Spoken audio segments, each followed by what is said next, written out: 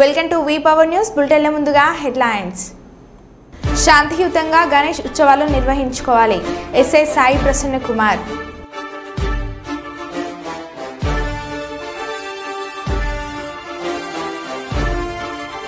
పాలమూరులో మున్సిపల్ అధికారుల హైడ్రా తరహా కూల్చివేతలు.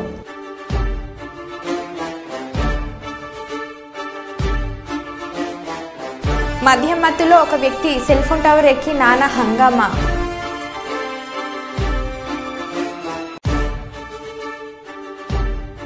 అన్నమయ్య జిల్లా మదనపల్లిలో పేకాట రాయుళ్లు 13 మంది అరెస్ట్.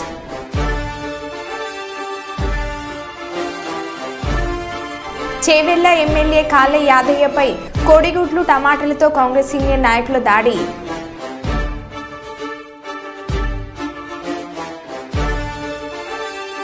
ఇక వివరాల్లోకి వెళ్తే పేకాట ఆడుతున్న 13 మందిని అరెస్ట్ చేసినట్లు 1 టౌన్ సీఐ చంద్ బాషా తెలిపారు. మదనపల్లె పట్టణం నీరుగుట్టుపల్లెలోని కాట్లాటపల్లె రోడ్లో పెద్ద ఎత్తున పేకాట ఆడుతున్నట్లు ముందస్తు సమాచారం అందిందన్నారు. డీఎస్పీ కొండయ్య నాయుడు ఆదేశాలతో వెంటనే పేకాట స్థావరంపై స్టేషన్ ఎస్టీఎఫ్ సిబ్బందితో వెళ్లి పేకాట స్థావరంపై దాడులు జరిపి 13 మంది పేకాట రాయలను అదుపులోకి తీసుకున్నట్లు తెలిపారు. పట్టుబడిన జూదారుల చెంద 15,720 రూపాయల నగదును సీజ్ చేసి వారిపై ఏపీ గేమ్ యాక్ట్ కింద కేసు నమోదు అనంతరం అరెస్ట్ చేశామని సీఐ తెలిపారు. టీం వర్క్ కింద కష్టపడి ఉద్యోగించమని చెప్పి మా జిల్లా ఎస్పీ సార్ గారు చెప్పడం జరిగింది. దాని ప్రకారం మా డిఎస్పీ సార్ చెప్పినట్టు మాకు వచ్చిన సమాచారం ఇచ్చినారు సారు. మా సిబ్బందితో పాటు మా ఎస్ఐ గారు మాకు బాగా సపోర్ట్ చేసి మేము ఈరోజు 13 మంది ఆటగాళ్లను జూదం ఆడుతుంటే పేకాట ఆటగాళ్ళను పట్టుకోవడం జరిగింది. మొత్తం 15,720 రూపాయలు నగదు, ఆట ఆడే బ్యాక్ బుక్కలు సీజ్ చేయడం జరిగింది.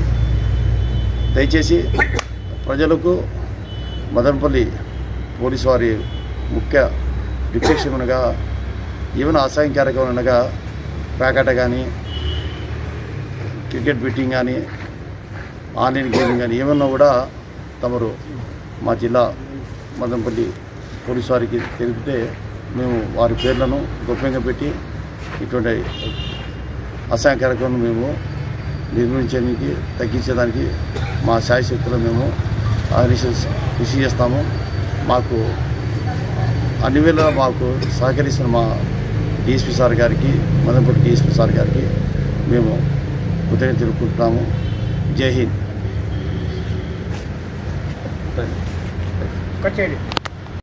రాజన్న సిరిసిల్ల జిల్లా తంగలపల్లి మండలం తాడూరు గ్రామంలో మద్యం మత్తులో ఒక వ్యక్తి సెల్ ఫోన్ టవర్ ఎక్కి నానా హంగామా చేశాడు. తాడూరు గ్రామానికి చెందిన కుమ్రవెల్లి శ్రీనివాస్ అనే వ్యక్తి రోజువారీ కూలి పని చేసుకుంటూ జీవనం కొనసాగిస్తున్నాడు. బుధవారం రోజున మధ్యాహ్న సమయంలో అతిగా మద్యం సేవించి జాతీయ జెండాను సెల్ ఫోన్ టవర్ పైన ఎగురవేయాలనే ఉద్దేశంతో సెల్ టవర్ ఎక్కి జాతీయ పతాకాన్ని తలకిందులుగా ఎగురవేసి జాతీయ గీతాన్ని ఆలాపించాడు. విషయం తెలుసుకున్న పోలీసులు సంఘటన స్థలాన్ని చేరుకున్న వ్యక్తిని కిందకు దించే ప్రయత్నం చేసినా వినిపించుకోకుండా సుమారు గంటన్నర పాటు సెల్ ఫోన్ టవర్ పై నానా హంగామా చేశారు. చివరికి కిందకి దిగడంతో గ్రామస్తులు ఊపిరి పీల్చుకున్నారు.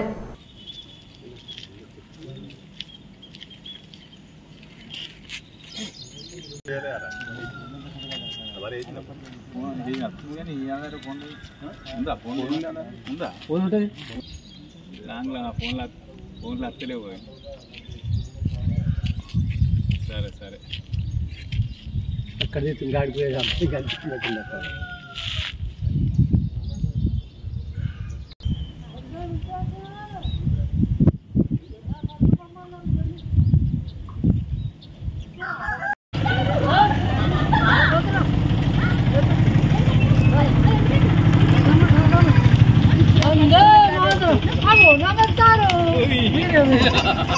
మా సైకిల్ 3 సైకిల్ జెండా మస్తు జెండా వందే మాతరం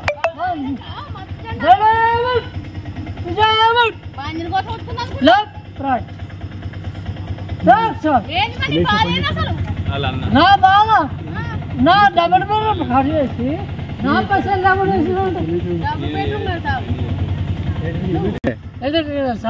మీదికి ఎందుకు ఎక్కినావు? నా భారతదేశం నా మాతృభూమి భారతీయులు అందరూ నా సహోదరులు అందరికీ అందరు సహోదరులు అంటే పోలీసులు నన్ను నేను తాగుతా కానీ మందు బంద్ చేస్తే నేను తాగుతా మరి మందు బంద్ చేసినప్పుడు నేను మంచిగా ఇంటికి వెళ్ళవాడు. నువ్వు ఎందుకు ఎక్కినావు మీదికి? నా జెండెత్తడానికి ఇంకొకటి సార్ నాకు అప్పులు ఉన్నాయి, 5 లక్షల అప్పులు ఉన్నాయి. ఎవరు లేవాలి నేను అమ్ముకుంటా అంటే మా అన్నవాడు 300 బిల్డింగ్ మిలిటరీ క్యాంప్ కానీ ఉన్నది, డబల్ బెడ్ రాజా సర్పంచ్ సాబు తెలుసు అన్నీ. ఇక అది వెనకేసి కానీ తర్వాత ముచ్చట నాకు దయచేసి రేవంత్ రెడ్డి సారు నువ్వు కేసీఆర్ అవి ఇవి అన్నావు కదా, కేసీఆర్ ఇంకా నాకైతే మంచోడు. విజయవాడ బీజేపీ రాష్ట్ర కార్యాలయంలో తెలుగు భాష దినోత్సవ కార్యక్రమంలో పాల్గొన్న అనపర్తి శాసనసభ్యులు నల్లమిల్లి రామకృష్ణారెడ్డి తెలుగు భాష పట్ల అందరం గౌరవంగా ఉండాలి, మన భాష కాపాడుకోవాల్సిన బాధ్యత మనపై ఉంది, తెలుగు భాషపై అవగాహన కోసం ఎన్నో కార్యక్రమాలు చేపడుతున్నాం, ప్రభుత్వం ద్వారా వచ్చే ఉత్తర్వులు అన్ని తెలుగులో వచ్చే విధంగా చూడాలి, ఇతర భాషల కంటే మన భాష మనకు ముద్దు అని అనపర్తి నియోజకవర్గం ఎన్డీఏ శాసనసభ్యులు నల్లమిల్లి రామకృష్ణారెడ్డి అన్నారు.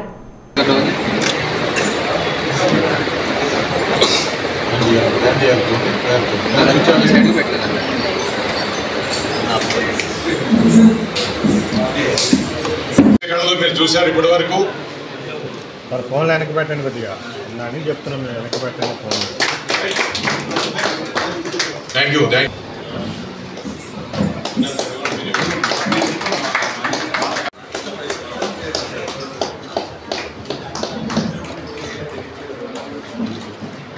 మన సోదర రాష్ట్రం నుంచి భువనగిరి లక్ష్మణ్ గారు ప్లాస్టిక్ రహిత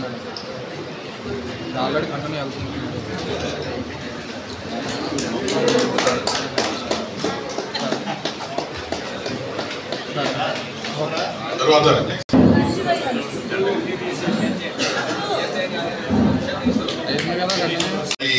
కొల్లి నాగేశ్వరరావు గారు ఉపాధ్యాయ వృత్తిలోకి అడుగుపెట్టి 50 సంవత్సరాలైంది. ఇప్పటికి కూడా వారు ఒక స్వచ్ఛంద పదవి విరమణ చేసినప్పటికీ కూడా తర్వాత ఒక విద్యాలయాన్ని ఏర్పాటు చేసుకుని చక్కగా నిర్వహిస్తున్నారు. అభివృద్ధి ప్రధాని నడిపిస్తున్నటువంటి శాసనసభ్యులు భారతీయ జనతా పార్టీ శాసనసభ్యులు శ్రీ నల్లమల్లి రామకృష్ణారెడ్డి గారిని సత్కరించవలసిందిగా మన గౌరవనీయులు కొల్లి నాగేశ్వరరావు గారిని, అట్లాగే ఎన్డీఆర్ జిల్లా అధ్యక్షులు భారతీయ జనతా పార్టీ వారు శ్రీరామ్ గారిని దాన్ని పునీతం చేయాలని ఈ సందర్భంగా దాన్ని సవరిగా కోరుకుంటా ఉన్నాను. మరి ఈరోజు తెలుగు భాష దినోత్సవం గురించి, తెలుగు భాష యొక్క అవసరం గురించి అనేక చోట్ల అనేక కార్యక్రమాలు పెట్టి మనం నిర్వహించుకోవడం, ఉపన్యాసాలు ఇవ్వడం, కానీ ఆచరణలో మాత్రం ఎంతవరకు ఇది సాధ్యమవుతా ఉందనే విషయాన్ని ప్రతి ఒక్కరూ మనం ఆలోచన చేయాల్సిన అవసరం ఉంది.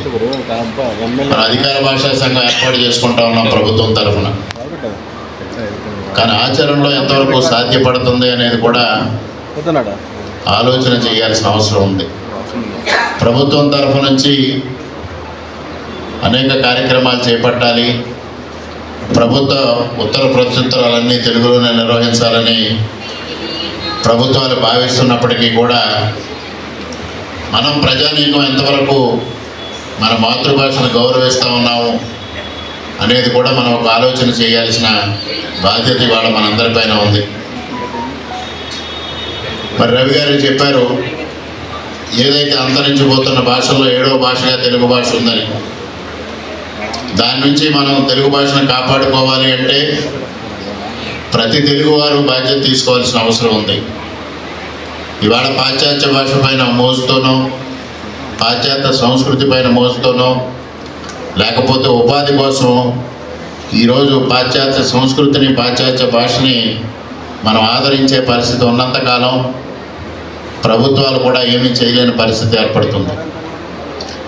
మరి ఇటీవల కాలంలో ఇతర దేశాల్లో, పాశ్చాత్య దేశాల్లో మన సంస్కృతిని, సాంప్రదాయాల్ని కాపాడడం కోసం కృషి జరుగుతూ ఉంటే మనం ఇక్కడ మాత్రం పాశ్చాత్య సంస్కృతిపై మొగ్గు చూపించే పరిస్థితి మనం పెంచి పోషిస్తూ ఉన్నాం. ఇటువంటి సంస్కృతిని విడనాడే దిశగా మన తెలుగు సాంప్రదాయాన్ని, తెలుగు సంస్కృతిని పెంచి పోషించే దిశగా ప్రతి తెలుగువారు కృషి చేయాలని ఈ సందర్భంగా సవినయంగా విజ్ఞప్తి చేసుకుంటా ఉన్నా. ఇవాళ తెలుగు మాట్లాడడం అనేది ఒక చిన్నతనంగా భావించే పరిస్థితి ఏర్పడింది.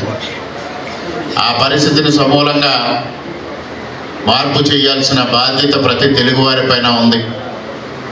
ఒక రామలింగేశ్వరరావు గారు ఇవాళ ఇక్కడ ఉపన్యాసం వింటేనో, లేదా ఒక వెంకయ్యనాయుడు గారు మాట్లాడితేనో, ఒక బుద్ధప్రసాద్ గారు మాట్లాడితేనో సమూలంగా ఈ మార్పు రాదు. ప్రతి ఒక్కరిలోని ఒక ఆలోచన రావాలి.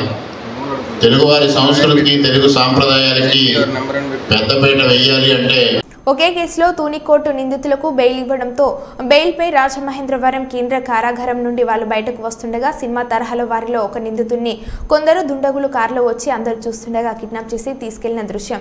న్యాయవాది దీనిపై స్థానిక పోలీసులకు ఫిర్యాదు ఇవ్వడం జరిగింది.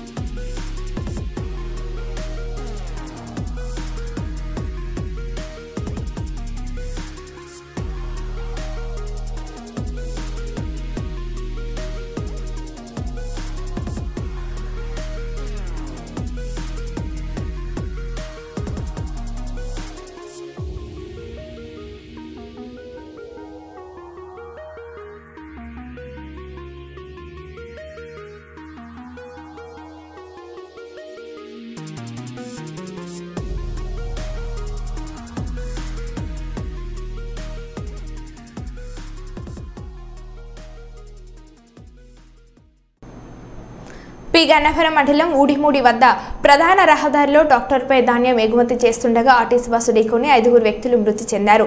అప్పట్లో ప్రమాదం జరిగిన వెంటనే విషయం తెలుసుకొని అప్పటి ఇంకా గిడి సత్యనారాయణ ఎమ్మెల్యే కాకపోయినా హుటాహుటిన సంఘటన స్థలానికి చేరుకొని మృతుల కుటుంబాలను పరామర్శించి అధికారులను అప్రమత్తం చేసి సహాయక చర్యలను వేగవంతం చేశారు. అప్పటి కలెక్టర్ హిమాంశు శుక్లాతో మాట్లాడి సీఎం సహాయ నిధి కింద మృతుల కుటుంబాలకు ఒక్కొక్కరికి 5 లక్షలు వచ్చే విధంగా కృషి చేశారు. కానీ ఆర్థిక సహాయం మృతుల కుటుంబాలకు ఇవ్వకుండా అప్పటి ప్రభుత్వం అధికారులు పెడచెవిన పెట్టారు. దీంతో కూటమి ప్రభుత్వం ఏర్పడ్డాక మృతుల కుటుంబాలకు భరోసా కల్పించాలని ఛాలెంజ్ గా తీసుకున్న ప్రస్తుత ఎమ్మెల్యే గిడ్డి సత్యనారాయణ పదే ఈ విషయంపై సీఎంఓ కార్యాలయానికి పవన్ కళ్యాణ్ దృష్టికి తీసుకొని వెళ్లారు. అంటే ప్రభుత్వ పరంగా ఏవైతే ప్రొసీజర్ ఫాలో అవ్వాలో దాన్ని గవర్నమెంట్కి పంపించడం జరిగింది. అయితే ఎలక్షన్ రిజల్ట్ వచ్చే వరకు ఏ విధమైనటువంటి ఫైల్స్ మూమెంట్లో లేవు కాబట్టి ఎలక్షన్ వచ్చిన తర్వాత, ఎలక్షన్ రిజల్ట్ వచ్చిన తర్వాత, ఎన్డీఏ ప్రభుత్వం ఏర్పడిన తర్వాత మళ్ళా ప్రొసీజర్ మొదటికి వచ్చింది. ఏంటంటే గత ప్రభుత్వంలో ఇచ్చినటువంటి ప్రొసీడింగ్స్ ఏవి కూడా చెల్లవు, అంచేత మీరు మరలా ఈ ఎక్స్గ్రేషియా గురించి అప్లై చేసుకుంటే కానీ పని అవ్వదని అధికారులు చెప్పడం వల్ల నేను ఎప్పటికప్పుడు ఆర్డీఓ గారితో, కలెక్టర్ గారితో టచ్లో ఉండి దీనికి సంబంధించినటువంటి వివరాలు తెలుసుకుంటూ ఫైల్ ప్రాసెస్ చేయడం జరిగింది. ఆ క్రమంలోనే మరలా కొత్త ప్రొసీడింగ్స్ పెట్టించి ఆర్డీఓ గారితో ఎక్కడికక్కడ నేను ఎక్కడున్నా సరే ఫోన్లో మాట్లాడి ఈ ప్రొసీడింగ్స్ ఫాలోఅప్ చేసి సెక్రటరియట్లో, ప్రత్యేకించి సెక్రటరియట్లో సిఎంపీసీలో ఉన్నటువంటి ఓఎస్డీ గారితో మాట్లాడి, ప్రద్యుమ్న గారితో మాట్లాడి ఈ యొక్క పని మీద 2 రోజులు అక్కడే ఉండి ఫైల్ మూవ్మెంట్ చేసి 5 లక్షలు 10 లక్షలు వచ్చేటట్లు పట్టుబట్టి అక్కడ నాకు ఉన్నటువంటి ఆఫీసర్ తోటి ఉన్నటువంటి రిలేషన్ బట్టి ఈ 10 lakhs వచ్చేటట్లు ప్రొసీడింగ్ పాస్ చేయడం జరిగింది. అది జరగగానే ఇమీడియట్గా ఆర్డీఓ గారికి ఫోన్లో తెలియజేశాను. దీని విషయంలో కొంతమంది అంటే అవగాహన లోపం ఉన్నటువంటి కొందరు వ్యక్తులు చనిపోయినటువంటి వ్యక్తులకు మేము వచ్చేసాం ఇచ్చేసామని చెప్పుకోవటం కూడా సోషల్ మీడియాలో జరుగుతుంది. దయచేసి ఈ పని విషయంలో ఎవరికి కూడా ఏ విధమైనటువంటి సంబంధం లేదు. దీన్ని మొదటి నుంచి కూడా నేను ఫాలోఅప్ చేసి ఈ బాధిత కుటుంబాలకి న్యాయం చేయాలనే ఉద్దేశంతో ఇంతవరకు ఎవరు చేయలేనటువంటి పని ఇది. ఎక్స్గ్రేషియా 10 lakhs అంటే నాట్ ఏ జోక్. ఇది గతంలో జరిగినటువంటి వ్యక్తులకు ఎవరికి కూడా ఈ విధమైనటువంటి అమౌంట్ శాంక్షన్ కాలేదు. కానీ ఊరుమూడు గ్రామంలో జరిగినటువంటి ట్రాక్టర్ యాక్సిడెంట్కి సంబంధించినటువంటి బాధితులకు ఈరోజు ఒక్కొక్కరికి 10 లక్షలు చొప్పున చెక్లు అందజేయడం జరిగింది. ఇది ఎన్డీఏ ప్రభుత్వం బాధిత కుటుంబాలకి న్యాయం చేయాలనే ఉద్దేశంతో స్పందించి వారు చేసినటువంటి ఎంతో సహృదయంతో చేసినటువంటి ఆర్థిక సహాయం ఇది. అయితే ఈ బాధిత కుటుంబాలకి దీంతో కాకుండా వారికి ఇంకా ఇళ్ల స్థలాలు కానీ ప్రభుత్వం నుండి వచ్చేటటువంటి రాయితీలు ఇంకా వాళ్ళకి ఇవ్వడానికి ప్రభుత్వం సిద్ధంగా ఉంది. తప్పనిసరిగా కుటుంబాలను ఆదుకోవడానికి వారికి ఏ విధమైనటువంటి ఇబ్బంది లేకుండా, అంటే ఆ కుటుంబ యజమానులు చనిపోయారు కాబట్టి వారు ఎంతో దుఃఖంలో ఉన్నారు. వారికి ఆర్థిక పరంగా సహాయం చేసినా కూడా ఇంకా వారికి ఆ కుటుంబాలకి ఇళ్ల స్థలాలు కానీ ఇతర సదుపాయాలు కల్పించడానికి ప్రభుత్వం ముందుంటుందని ప్రభుత్వంతో మాట్లాడి వారికి కుటుంబాలకు సాయం చేస్తానని ఈ సందర్భంగా తెలియజేస్తున్నాను. మహబూబాద్ జిల్లా కేంద్రంలోని క్రిస్టియన్పల్లి సమీపంలో ఆదర్శ నగర్లో గల పేదల ఇళ్లపై అర్ధరాత్రి మున్సిపల్ అధికారులు హైడ్రా తరహా కూల్చివేతలకు పాల్పడ్డారు.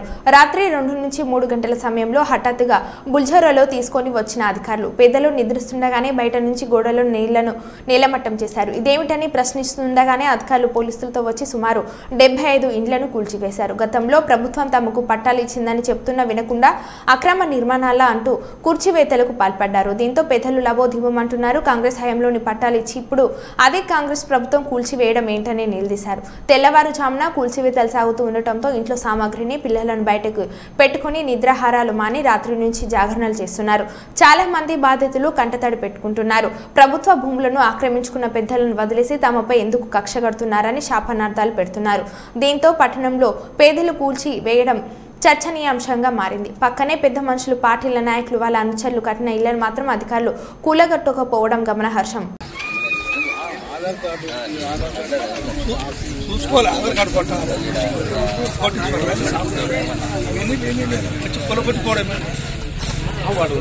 2019లో వైఎస్ జగన్ ముఖ్యమంత్రి అయిన తర్వాత పోలవరం పనులను శరవేగంగా ముందుకు తీసుకువెళ్లారు.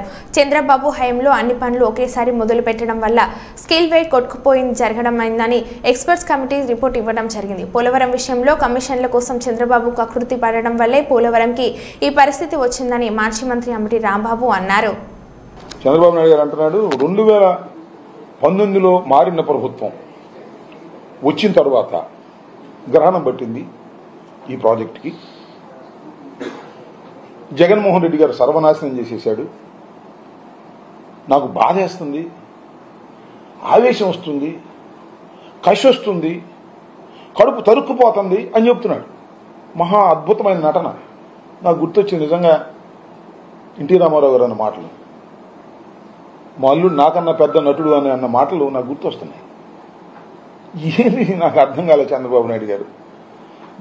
నేను మనవి చేస్తున్నా, నేను నటించటంలా, ఒక హృదయం ఉన్న మనిషిగా, హృదయం ఉన్నటువంటి ఒక పౌరుడిగా, ఒక బాధ్యత గల వ్యక్తిగా చెప్తున్నా. నేను జగన్మోహన్ రెడ్డి గారు ముఖ్యమంత్రి అయిన తరువాత 2019లో పోలవరం ప్రాజెక్టును శరవేగంగా నడిపించిన మాట వాస్తవం. పూర్తిగా లేదే అని అనొచ్చు.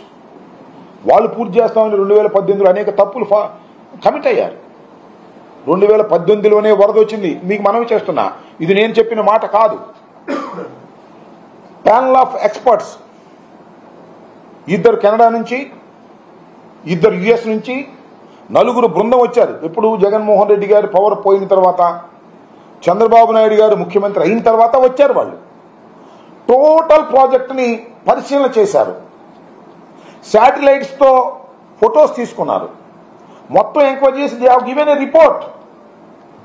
వాళ్ళు చాలా స్పష్టంగా చెప్పారు. జగన్మోహన్ రెడ్డి గారి టైంలో, ఇది మా వెబ్సైట్లో కూడా పెడతా ఉన్నాం, పెట్టుంటారు బహుశా చూడండి. టోటల్గా వాళ్ళు ఒక పెద్ద రిపోర్టుని సబ్మిట్ చేశారు సొంతంగా. వాళ్ళేమి ఇండియన్స్ కాదు, కెనడాకు సంబంధించిన వాళ్ళు, అదేవిధంగా యుఎస్కు సంబంధించిన వాళ్ళు. ఇద్దరు దే ఆర్ ఆల్ ఎక్స్పర్ట్స్. పెద్ద పెద్ద ప్రాజెక్ట్స్ సంబంధించినటువంటి వరల్డ్ వైడ్ ఎక్స్పర్ట్స్ వచ్చి వాళ్ళ రిపోర్ట్లు ఏం చెప్పారంటే సైమల్టేనియస్గా అన్ని ప్రారంభించడం వలన ఈ ప్రమాదం జరిగిందని చెప్పారు. ఇందాక చెప్తున్నాడు చంద్రబాబు నాయుడు గారు, స్పిల్వే మేము కంప్లీట్ చేశాం, గేట్లు మేము కంప్లీట్ చేశాం, కాఫర్ డ్యామ్ మేము 2 కాఫర్ డ్యాములు నిర్మించాం, డయాఫ్రమ్ వాల్ నిర్మించాం, స్పిల్ ఛానల్ చేశాం, పైలట్ ఛానల్ చేశాం. అన్నీ ఒకటిది, అన్నీ సగం చేసిపోయారు. స్పిల్వే స్టార్ట్ చేశారు, గేట్లు పెట్టలా, ఒక లెవెల్కి పెట్టారు, ఒక లెవెల్కి పెట్టి ఒక పెద్ద రేకు పెట్టి భజన చేశారు, మీ అందరికీ తెలుసు. ఈ పక్కన డయాఫ్రమ్ వాళ్ళు వేసేశారు, 400 కోట్లు పైచులుగా 460 ఎంతో వేసేశారు. వాడు బిల్ పే చేశారు, కమిషన్ తీసేసుకున్నారు, అయిపోయింది. కాఫర్ డ్యాములు స్టార్ట్ చేశారు, ఆపేశారు. మధ్యలో ఆపేసిన కాఫర్ డ్యాములు మేము పూర్తి చేయలేదని ఇప్పుడు మా మీద అపవాదు. నేను చెప్పామే, అనేక సార్లు చెప్పా, అసలు కాఫర్ డ్యాములు కానీ డయాఫ్రమ్ వాల్ కానీ నీకు స్పిల్వే కంప్లీట్ కాకుండా, స్పిల్ ఛానల్ కంప్లీట్ కాకుండా, పైలట్ ఛానల్ కంప్లీట్ కాకుండా, నది డైవర్షన్ కంప్లీట్ కాకుండా చేయకూడదు. ఇట్స్ ఎ కామన్ సెన్స్, వెళ్ళి చూస్తే అర్థమవుతుంది. నది డైవర్షన్ మొత్తం కంప్లీట్ అయిపోయిన తర్వాత మాత్రమే నది మధ్యలో ఉండవలసినటువంటి డయాఫ్రమ్ వాల్ వేయాలి. డయాఫ్రమ్ వాల్ వేసే ముందు కాఫర్ డ్యాములు వేయాలి. కాఫర్ డ్యామ్ వన్స్ వేసేసిన తరువాత నది మొత్తం డైవర్ట్ అయిపోవాలి తప్ప మనం వెనక్కి రాకూడదు. అంత క్లారిటీగా నదిని డైవర్ట్ చేయాలి. 2 కాఫర్ డ్యాములు ఎందుకు వేస్తారు? ఒక డ్రై వర్కింగ్ ప్లేస్ కావాలి అక్కడ. అంటే నీళ్లు లేనటువంటి ఒక డ్రై వర్కింగ్ ప్లేస్ ఉంటే అక్కడ డయాఫ్రమ్ వాల్ వేస్తారు. డయాఫ్రమ్ వాల్ మీద earth cum rock filling dam కడతారు. ఇది వాస్తవం. అది లేకోకుండా మొన్న చూశారుగా మీరు, రామానాయుడు ఇరిగేషన్ మంత్రి గారు చెప్పాడు మొన్న, పాపం తెలియదు, బహుశా ఆయనకి అబద్ధం ఆడటం తెలియదు అనుకుంటా, చంద్రబాబు నాయుడు గారి దగ్గర పెద్ద శిక్షణ పొందినట్టు లేడు ఆయన చెప్పేశాడు. అన్నీ ఒకసారి బిగిన్ చేస్తే టైం కలిసి వద్దని బిగిన్ చేశామన్నాడు. టైం కలిసి రావడం కాదు, పంపు ముంచేశారు. టైం మొత్తం పోయింది, 6 సంవత్సరాలు వెనకపోయింది. స్పిల్ వే స్టార్ట్ చేశాం, స్పిల్ ఛానల్ స్టార్ట్ చేశాం. కాకినాడ జిల్లా జగ్గంపేట నియోజకవర్గం గండేపల్లి మండలం తాలూరు జిల్లా పరిషత్ హైస్కూల్లో విద్యార్థులు తల్లిదండ్రులు ఆందోళనకు దిగారు. మధ్యాహ్న భోజనంలో కూలిన కోడిగుడ్లు పెడుతున్నారంటూ ఆగ్రహం వ్యక్తం చేశారు. ఉపాధ్యాయులు సిబ్బందితో వాగ్వాదానికి దిగారు. దుర్వాసన వస్తున్న గుడ్లను తమ పిల్లలకు ఎలా పెడతారంటూ నిలదీశారు. సమాచారం అందుకున్న విద్యాశాఖ అధికారులు ఈ సంఘటనపై విచారణ చేపట్టినట్లు తెలుస్తుంది.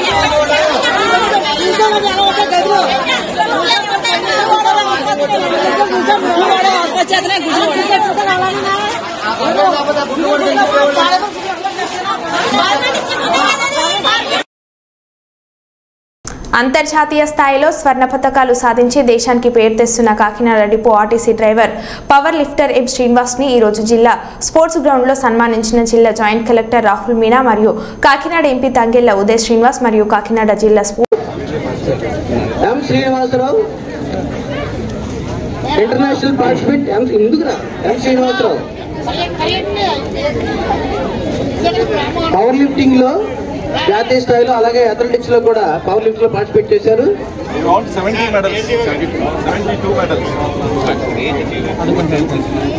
కొండలరావు గారు సీనియర్ అథ్లెటిక్ కోచ్ వేదిక మీద రావాల్సి కోరుతున్నాం సార్. సురవరపు రామ్మోహన్ రావు గారు,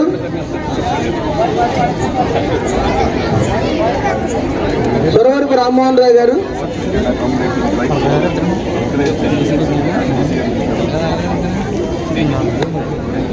సార్ సురవరపు రామ్మోహన్ రావు గారు ముందుకు రండి. మరో బులెటిన్లో మళ్ళీ కలుద్దాం. Stay tune.